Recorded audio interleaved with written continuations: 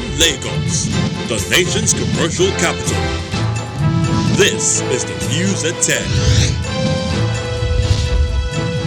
Live from Channels Television. Reporting tonight, Ijoma Onyato.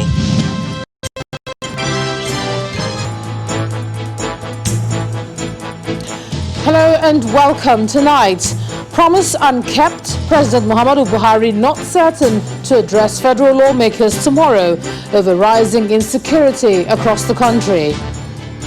Senate President Ahmad Lawan gives a firm date for the passage of the amended Electoral Act. The commitment by Professor Mahmood Yakubu on his second coming as INEC chairman is to give Nigerians better election come 2023. And Ghana's President Nana Akufo-Addo re-elected as Ghanaian president.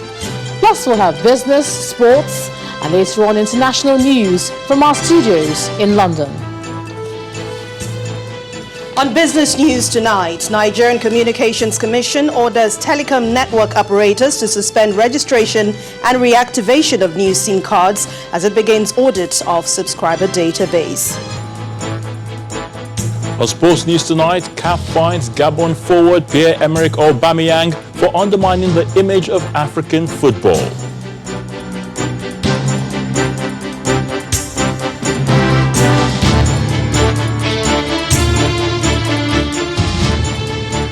In spite of his promise to the Speaker of the House of Representatives about a week ago and assurances by his media aide Loretta Onoche just 2 days ago that President Muhammadu Buhari will heed to the address to call the federal lawmakers on the security situation in the country, it's almost certain now that the president will not be keeping his word. Presidency sources say this is as a result of the constitutional issues raised earlier today by the Attorney General of the Federation and Minister of Justice, Abubakar Malami. Mr. Malami had earlier today said that the lawmakers do not have any constitutional right to summon the president on his operational use of the armed forces. Mr. Malami's comment is contained in a statement where he explained that the confidentiality of strategies employed by the president as a commander-in-chief of the armed forces is not for public disclosure. The statement reads in part, "The right of the president to engage the National Assembly and appear before it is inherently discretionary in the president and not at the behest of the National Assembly. An invitation that seeks to put the operational use of the armed forces to a public interrogation is indeed taking the constitutional rights of lawmaking beyond bounds." He explains that President Muhammadu Buhari has achieved tremendous success in containing the incessant bombing, colossal killings, and wanton destruction of lives and property that plagued the country before he assumed office in 2015. He further adds that the president was instrumental to the reclaiming of over 14 local governments previously controlled by Boko Haram in the northeast, and the strategies for such achievement are not open for public exposure. But the Deputy Minority Leader of the House of Representatives, Toby Okechukwu, has debunked the position of the Attorney General, describing it as strange as he accuses Mr. Malami of airing the position of the ruling All Progressives Congress. According to him, the invitation was a prudent effort on the part of the legislature to find a lasting solution to the worsening insecurity in the country, and that the president's willingness to appear was evident in his interaction with the Speaker of the House, Femi Gbajabiamila. His statement reads, "The attempt to pressure Mr. President not to appear clearly shows that some highly placed political actors in the ruling party are placing politics over the protection of lives of Nigerians. The APC is evidently fiddling with propaganda and politics while Nigeria burns." He adds that without making undue efforts to win an argument, Section 89, subsection 1 of the 1999 Constitution as amended clearly empowers the Senate or the House of Representatives or a committee appointed in accordance with Section 62 of the Constitution to procure evidence, written or oral, and to summon any person in Nigeria to give evidence at any place. The House had last week summoned the president after debating the recent killing of 43 rice farmers in Borno State by Boko Haram insurgents. Meanwhile, the Senate President Ahmed Lawan has given the assurance that the National Assembly will amend the Electoral Act before the first quarter of 2021. Senator Lawan made the promise at a public hearing on a bill for an act to repeal the Electoral Act 2010 and enactment of the 2020 Electoral Act. He says the National Assembly remains committed to its legislative agenda, which prioritizes reforming the electoral bill. Our correspondent Linda Akigbe reports. The National Assembly has started another process of amending the country's electoral laws. Our proposed amendment says... In this public hearing, organized by the Senate and House of Representatives Joint Committee on INEC, is one of the processes to enact the new legislation. There was a previous attempt by the 8th Assembly to amend the electoral law before the 2019 elections. However, President Buhari refused to sign the bill into law on the premise of the closeness to the 2019 general elections. The ongoing 9th Assembly insists it will amend the Electoral Act in good time ahead of the 2023 general elections. And the Electoral Act amendment is one of those targets that, by the grace of God, will work so hard to pass before the end of the first quarter of next year. These Nigerians from different organizations gathered in this hall want an improvement of the electoral legal framework, and the bill in focus proposes an amendment of over 300 clauses expected to promote free, fair and credible elections. Some of the proposed amendments in the bill include: the Commission may adopt electronic voting or any other method of voting in any election it conducts as it deems fit. The presiding officer shall use a smart card reader or any other technological device that may be prescribed by the Commission to accredit voters. Where a smart card deployed for accreditation of voters fails to function in any polling unit, a fresh card reader must be provided.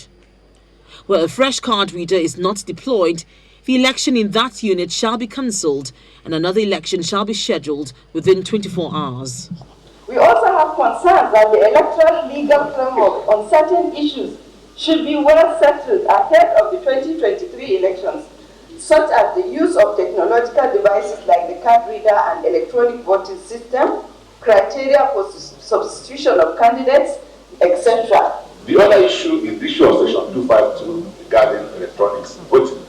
I think I would like to see a further amendment to that provision to be more comprehensive, to give INEC powers for the electronic management of the election. This will include the verification, the electronic verification of voters, the voting, and of course the transmission. In the US, which we have been trying to copy over the years, election starts from long before the actual election day. I think this amendment should include something that gives that kind of picture. Nigerians can vote from their homes. Nigerians can vote by mail. There have been consistent calls for Nigeria to reform its electoral process. As many have said, credible elections will promote political stability and deepen democracy. Linda Akibe, Channels Television News. Professor Mahmood Yakubu has been sworn in as the chairman of the Independent National Electoral Commission for a second term of 5 years.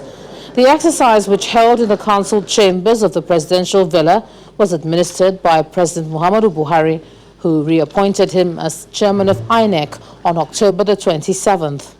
The swearing-in was performed just before the commencement of the 27th virtual Federal Executive Council meeting, where a minute's silence was observed for a military officer, General Domkat Bali, who served the country as Minister of Defense. He died last week at the age of 80. It's a big responsibility. It's historic.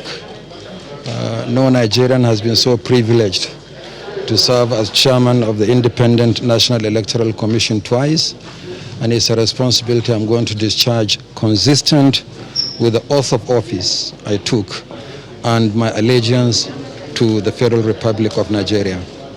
What should Nigerians expect we have clearly demonstrated in recent elections that elections are getting better and better, and the elections will continue to get better and better.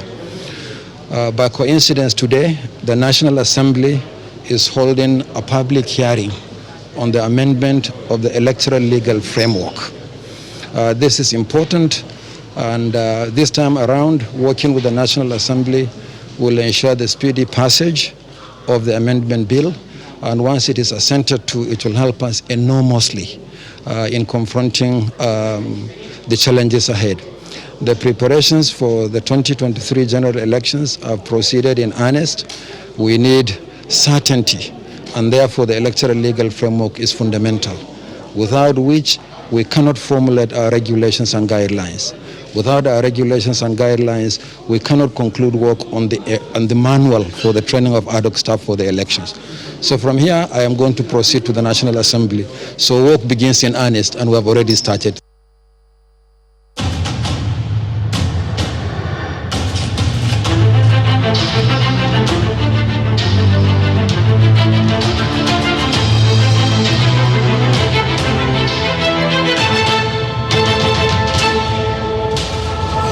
State Judicial Panel of Inquiry for Victims of SARS and Related Abuses has visited the locations mentioned in some petitions before it to assess the level of damage. Apart from that, the panel also sought to hear the evidence of some men who were hearing impaired, allegedly shot in Benin City, the Edo State capital, during the hijack of the EndSARS protest in October. During the day's hearing in the petition against the retired Chief Superintendent of Police, Mrs. Caroline Afegbai, was stalled following the panel's receipt of a summons from the State High Court, while the Commissioner of Police in Edo State was summoned as a nominal party in another petition. The panel had previously issued a warrant of arrest on retired CSP Caroline Afegbai for a failure to appear before it to explain her alleged complicity in the killing of a 500-level student of the University of Benin, Ibrahim Mamadou, in 2013. The chairman of the panel has some fresh information. The process is from the High Court of Edo State number 7, and the prayer so contained is that this panel be stayed on the present proceedings pending the outcome in the said process filed in the said court. This panel shall definitely obey the summons of the said court, and they will take the next action in respect of the said processes. Accordingly, the said this will be adjourned pending the outcome of the proceedings in the High Courts. That explains this number. The counsel for the petitioner tells the panel he has not been served the summons, but agrees to the return date of 21st December. A man of very old age. In the case of one Chief UK Yahaya and 4 others against one SP Agaga, the hearing of witness testimony is adjourned to allow the filing of some processes. The respondents on the face of the petition, including the Commissioner of Police Edo State, described as a nominal party, are summoned. The panel's task for the day includes a visit to the locus mentioned in some petitions, one of which is the premises of D-Day Limited on Agbo Road in Benin City, the Edo State capital. The claim is that hoodlums caused damage to property here when the EndSARS protest was hijacked in October.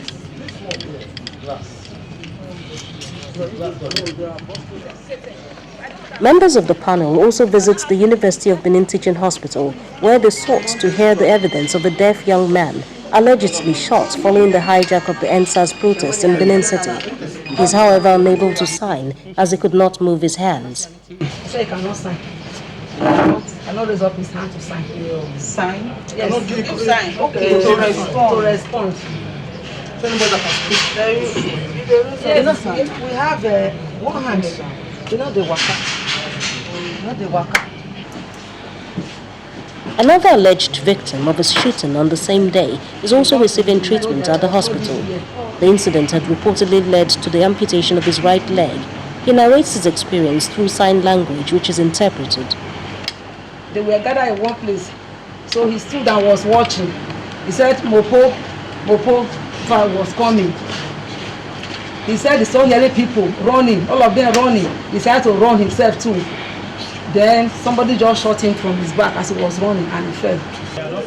The panel, which has a list of other locals to visit, assures the public it would carry out its assignments diligently and efficiently to ensure justice is served. Jessica Oluguse, Channels Television News. In part 2, after the break, Inspector General of Police continues tour of states affected by violence during the recent EndSARS protests, warns that violent protests will henceforth be resisted by the police. That's in a moment. Please join us again.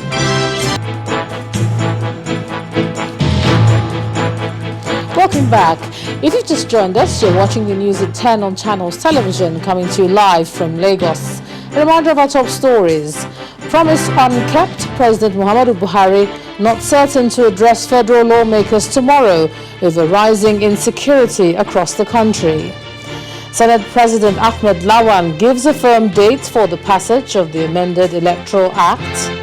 The commitment by Professor Mahmood Yakubu on his second coming as INEC chairman is to give Nigerians a better election come 2023. And Ghana's President Nana Akufo-Addo re-elected as Ghanaian president.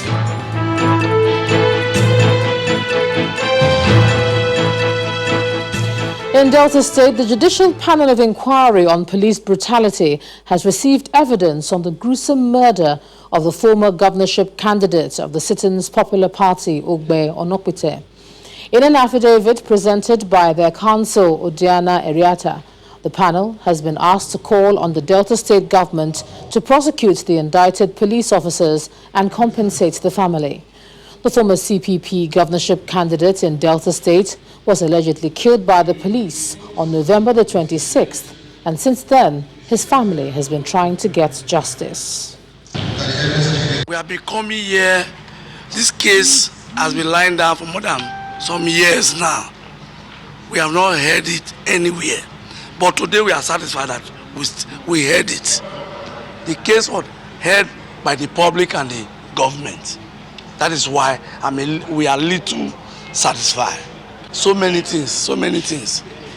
I was there during the autopsy. When they were doing the autopsy, I was there. We went to the court to say Chief Ogbe is not a criminal. And court said we should go and do the autopsy. The police and us, the family, went to go and do the autopsy at the General Hospital. So they now see where they injure him, made him to die.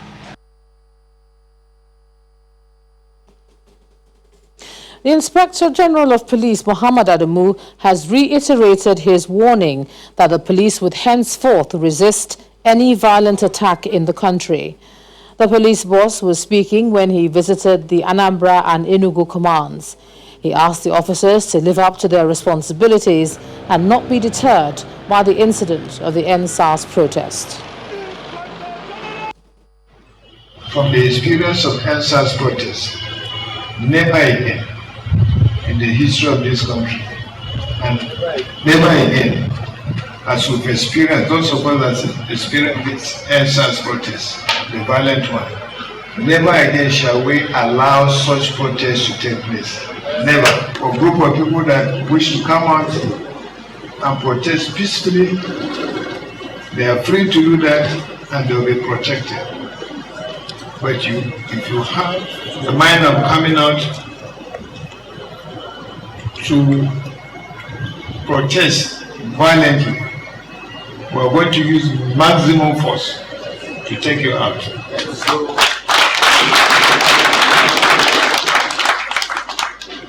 The law allows us to do that. The law gives us the power to do that.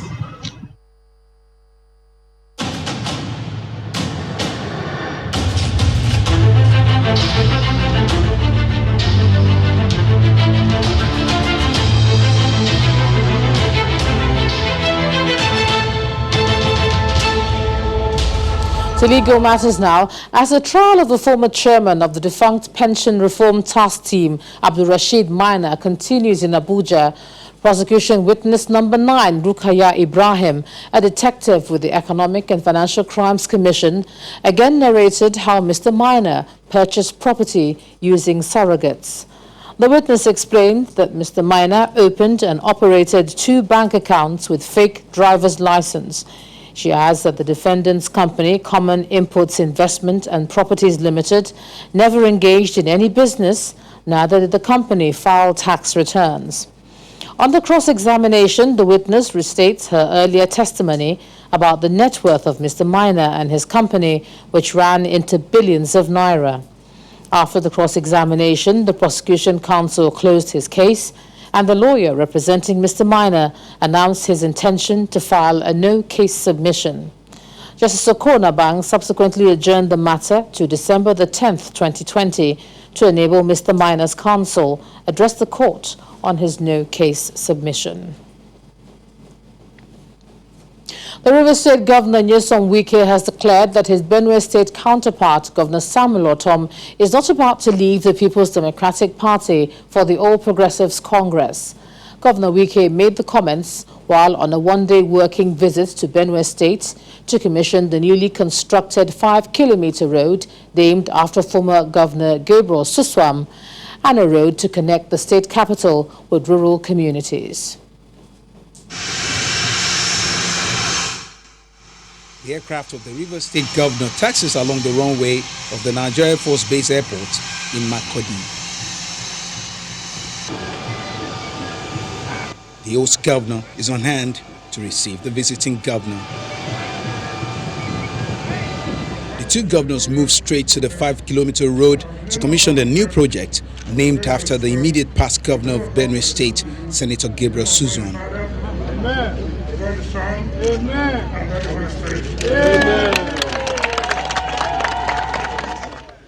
One of the community leaders and former Minister of State for Foreign Affairs, Professor Nicholas Ada, while speaking on behalf of the people, says he is delighted that government is improving infrastructure across the state.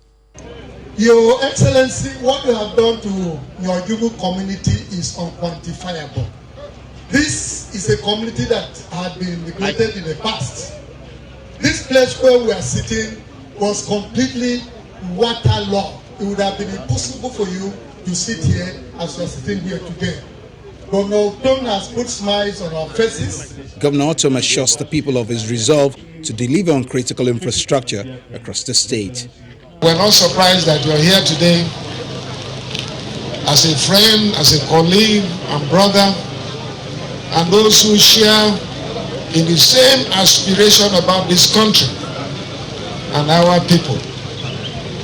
Fighting for injustice, fighting for equity, fighting for transparency, and fighting for fairness. After knocking off the business of the day, they delve into political matters. Governor Wike says his Benue counterpart would not leave the PDP that gave him a lifeline. People are telling you Ortom is going to move to where he nearly died. Who digs his grave? Does any man dig his grave? God brought him out of the wilderness. When he was London, seeking for where you get shelter, water to drink, and God provided him a platform. Then after he has suffered and brought his people back from wilderness, then some people are coming to say, Ortom is coming back. Coming back to where? The commissioning of the 2 road projects is in line with the urban renewal program of the Benue State government in its bid to keep up with the pace of providing more infrastructure for the people of the state. When the news at 10 returns, Nigerian Communications Commission orders telecom operators to suspend registration and reactivation of new SIM cards as it begins audit of subscribers' database. That's on Business News. Please join us again. Welcome back to the news at 10. The Lagos State Governor Babajide Sanwo-Olu has announced that the ongoing Agege Pen Cinema flyover project will be delivered by February next year. Governor Sanwo-Olu made this known when he visited the area to inspect the level of work done. He says the project will ease the traffic situation in the area, while link roads will be rehabilitated.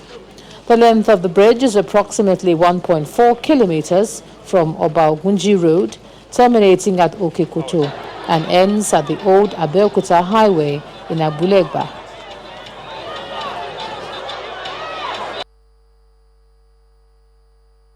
There are 4 synchronized signalizations that you are going to have here, and each of those 4 must work together. So we're expecting that all of those will come in early next year. You remember that the last time we came here, we actually promised the Gaussians we'll finish by the end of the year. So it's in keeping promise on what we said, I think it was in May, right? That you can see the contractor is fully on ground. So we're going to give them 6 weeks, maximum 8 weeks, to be able to finish all the little snags, so that we can have a clear experience here. So we would say that indeed it will start getting motorable from January, first week, second week, but they will need an additional like 4 weeks to finish signalization, to finish curb painting, to finish all the road demarcations and all of that. So we're looking to fully hand over this place sometime in February. International humanitarian organization Médecins Sans Frontières, also known as Doctors Without Borders, is calling for food relief for IDPs in Zamfara State. The group, in a just-released report, describes the situation in Zamfara State as dire, estimating that out of 200,000 people that have been displaced in the northwest region since 2011, about 100,000 of them are in Zamfara State, with many seeking safety in the towns of Anka, Shinkafi and Zurmi following an upsurge in violence in 2018. The group fears that the spike in numbers will lead to a food vacuum that may be impossible to address if nothing is done to contain the situation. MSF says that apart from food, most of the IDPs also lack access to good health care, and is calling on local and international organizations to mobilize to help provide assistance to address the needs of the people. To education now, where the leadership of the Academic Staff Union of Universities has been speaking about why their ongoing industrial action has not been suspended. The ASU president, Biodun Ogunyemi, says the principal officers and trustees who constitute the core representatives of ASU at negotiation meetings with the government are not empowered to suspend any strike action. He was reacting to claims in some quarters that all their demands have been met and that the union agreed to suspend the strike today. He adds that whatever comes out of an engagement with the government is an offer which must be taken back to the branches through the various organs of the union. He maintains that ASU's leadership did not reach any understanding with the government to suspend the strike today, and that there's nothing in the government offer of November the 27th to suggest a conclusion, as allegedly claimed by the Minister of Labour and Employment.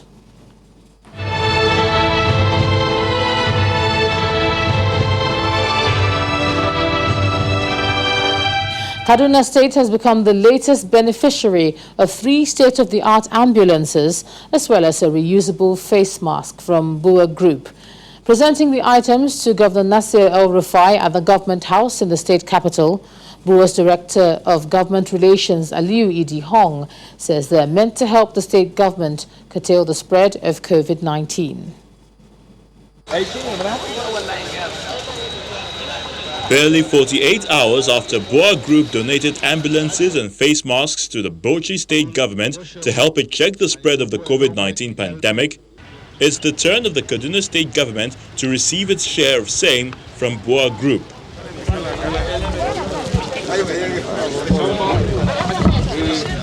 Handing over the items to Governor Nasir El-Rufai on behalf of the founder of Bua Group, the company's Director of Government Relations, Aliyu Idi Hong, says the gesture is motivated by the recent spike in cases of COVID-19 nationwide. They asked me to hand over the ambulance forces with 50,000 face masks, cotton-made, reusable, for the use of members of the state to help contain the COVID-19 pandemic. Thank you very much. Thank you. 3 keys for 3 vehicles. I want to... While receiving the items, Governor Nasir El-Rufai appreciates the BUA Group, noting that they will help the state in its fight against the virus. I'm very pleased to not only to receive this, but to hear that more help is on the way. This pandemic is still with us. It is still infecting people at a very rapid rate, particularly here in Kaduna State.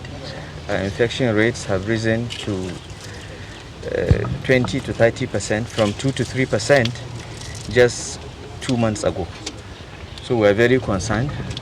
The virus is still around, it is still infecting people, and it is killing people. So every assistance we get, we appreciate. With the pandemic still very much around, the state governor believes more needs to be done by everyone if the battle against the coronavirus is to be won.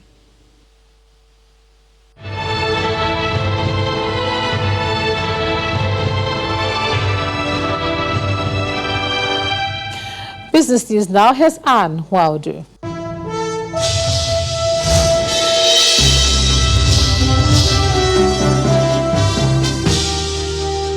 Thank you, Ijoma. Hello and welcome to Business News. The Nigerian Communications Commission has directed all mobile network operators in the country to immediately suspend the sale, registration and activation of new SIM cards. The statement by the NCC says the directive is in line with an order by the Minister of Communications and Digital Economy, Ali Kwantami, which directs the NCC to embark on another audit of the subscriber registration database in a bid to consolidate the achievement of the SIM card registration exercise carried out in September last year.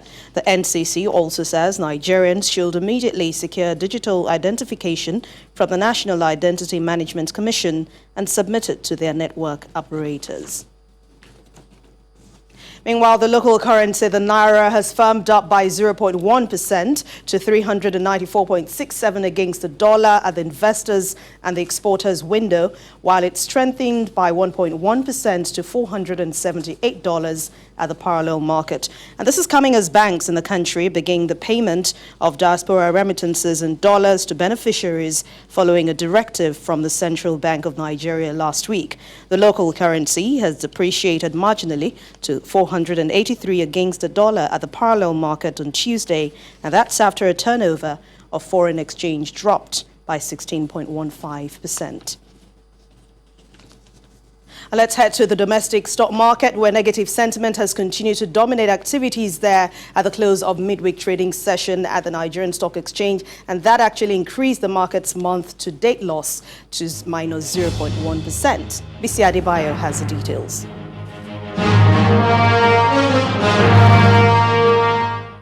Thank you for joining us on the Stock Market Reports. Call it continued profit-taking and you won't be wrong. That's because investors extended sell pressure on some listed equities for a fifth consecutive day, albeit by a smaller margin.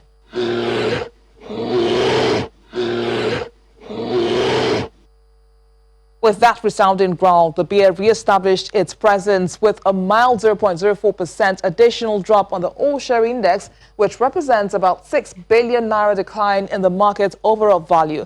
However, the losses which were felt across the four key sectors of the market was moderated by gains from Zenith Bank, FCMB and Stanbic, and for that reason, the market downturn came a bit lower in contrast to the last two sessions this week. On the other hand, performance on the activity chart was without much shine, as total turnover of shares traded today was lower about 5% against the previous session, and we saw it coming at 283.09 million units in more than 3,800 deals.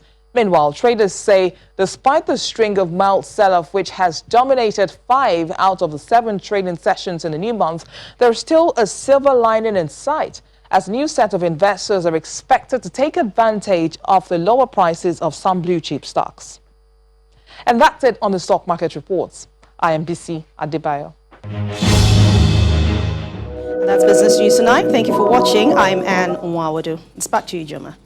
Thanks a lot, Anne. Still ahead on the news at 10, Ghana's President Nana Akufo-Addo re-elected as Ghanaian president, and more from our London studio in Around the World in 5. Just stay with us. Welcome back. The Ghanaian Electoral Commission has declared Nana Akufo-Addo winner of the presidential election.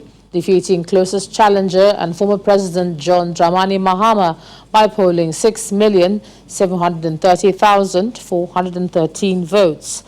According to the chairperson of the Electoral Commission of Ghana, Jean Mensah, the final results were without that of Techiman South because it's being contested. South Africa is officially experiencing a second wave of high COVID-19 infections. Addressing the nation earlier on in the evening, the Health Minister, Mweli Nkize, says the number of infections has increased around the country to over 6,000 infections in the past 24 hours. Here's Simon Pusey with more. Good evening and welcome to the Channel Studios here in London with your international news around the world in 5. Human rights organisations say that 9 out of 10 people in dozens of poor nations could miss out on getting vaccinated against COVID-19 because rich countries are hoarding the vaccine. According to their analysis, rich countries have been hoarding doses of COVID vaccines, leaving few for those in poorer countries. The People's Vaccine Alliance observed that rich nations, home to 14% of the global population, had bought 53% of the total stock of the most promising vaccines as of last month. In this way, says the Alliance, nearly 70 lower-income countries will only be able to vaccinate 1 in 10 people. The US Supreme Court has rejected a challenge against President-elect Joe Biden's victory in Pennsylvania, confirming the vote's certification in the state. Republicans in the state wanted to overturn certification of the result, but justices rejected the request in a one-sentence ruling. It is a blow to President Donald Trump, who has previously suggested without evidence that the election result would be settled in the Supreme Court. Mr. Trump lost his bid for re-election last month, and since then he and his supporters have launched dozens of lawsuits questioning the vote results. None have come close to overturning Mr. Biden's victory. Indian authorities say they have found traces of lead and nickel particles in blood samples after hundreds of people were hospitalized due to an unknown illness in the southern state of Andhra Pradesh. Several teams of doctors are investigating the death of one person and hospitalization of more than 400 in the past few days. The unknown illness infected more than 300 children, with most of them suffering from dizziness, fainting spells, headaches and vomiting. They were tested negative for COVID-19. Several Andhra Pradesh officials said a possible cause of the illness could be poisonous organochlorine substances, which are commonly used in pesticides or in mosquito control. Ethiopia's Prime Minister Abiy Ahmed has started a 2-day visit to neighbouring Kenya, his first foreign trip since he announced the completion of a military operation in the northern Tigray region. Upon his arrival at the Kenyan border, Mr. Abiy called for peace in the region in a public speech with Kenyan President Uhuru Kenyatta. The two leaders are due to inaugurate and inspect infrastructure projects. The two countries enjoy warm relations and their leaders have met several times before, but clashes between communities residing at the common border with Kenya are not unusual. The perennial conflicts in the area will be among issues the two leaders will discuss in their meetings. Australian police have arrested an 18-year-old man who has allegedly expressed interest in committing a mass casualty attack motivated by right-wing ideology. Police said they expected to lay charges against the man. It's after Australia has been on heightened alert against the threat of homegrown radicals. There have been several lone wolf attacks in the area in recent years, among those the killing of 51 Muslim worshippers in New Zealand last year by a white supremacist. People on board a Royal Caribbean cruise to nowhere have been told to stay in their cabins after a COVID-19 case was detected on board, forcing the ship back to port in Singapore. One of the so-called cruises to nowhere, much hyped cruise trips with no destination port to keep with travel restrictions, has apparently backfired, and one single COVID-19 case found aboard has now forced nearly 1,700 passengers into isolation. Passengers and crew will stay on board in their rooms until contact tracing is complete, and they will all undergo mandatory COVID-19 testing before leaving the terminal. And finally, a rescue operation in Kenya has successfully saved a number of giraffes stranded on an island after heavy rains caused flooding. This is a rare breed with only 3,000 left in Africa, of which 800 of them are in Kenya. Due to rising water levels, many were in danger of drowning, so conservationists from the Kenya Wildlife Service mounted a rescue operation. They used a custom-made steel barge to transport the first of the giraffes 4 miles to its new home. The move will give the animals protection from poachers and from predators. And that's your international news around the world in 5. Now back to the Channel Studios in Lagos. Thanks a lot, Simon. Let's take a look at some sports. Here's Ayotunde Balogun.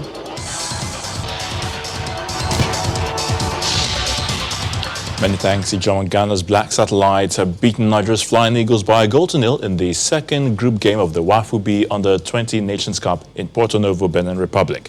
Precious Boa's well-taken free kick in the 82nd minute sent Ghana through to the semi-final of the tournament. The Flying Eagles will now hope that Ghana beat Cote d'Ivoire by 2 on-reply goals on Saturday to have any chance of qualifying for the last 4.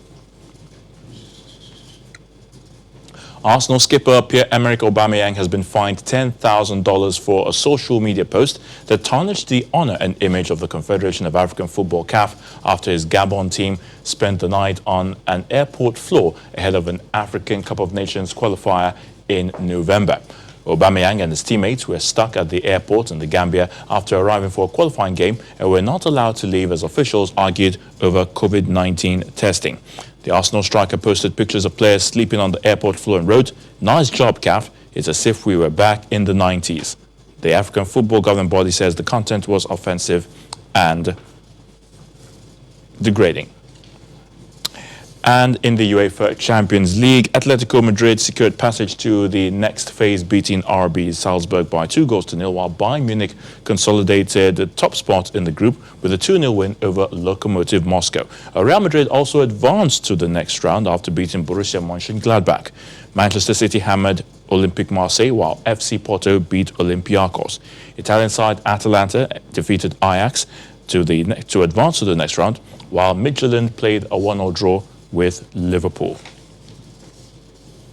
The D Tigers of Nigeria have recorded a point in the latest FIBA ranking to emerge as #1 ranked basketball team in Africa. The D Tigers moved up to the 22nd spot in the world. The 2015 AfroBasket champions earned a perfect performance in the 2021 AfroBasket qualifiers in Kigali last month, with victories over hosts Rwanda, Mali, and South Sudan.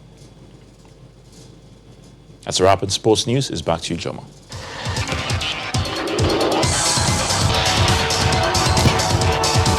Thanks, Ayotunde. And the main news again. Indications emerged today that President Muhammadu Buhari will no longer address the joint session of the National Assembly over the rising insecurity in the country. This followed the constitutional objections raised by the Minister of Justice and Attorney General of the Federation, Abubakar Malami. The Deputy Minority Leader of the House, Toby Okechukwu, however, disagreed with the minister, insisting the House has the power to invite the President. Also today, the Senate President Ahmed Lawan gave a firm commitment that the National Assembly will pass the Electoral Act Amendment Bill by the first quarter of 2021. And Ghana's President Nana Akufo-Addo has been re-elected for a second term in office after he defeated his closest challenger and former President John Dramani Mahama. That's the news at 10 tonight. Thanks a lot for staying with us. I'm Ijoma Onyato. Good night.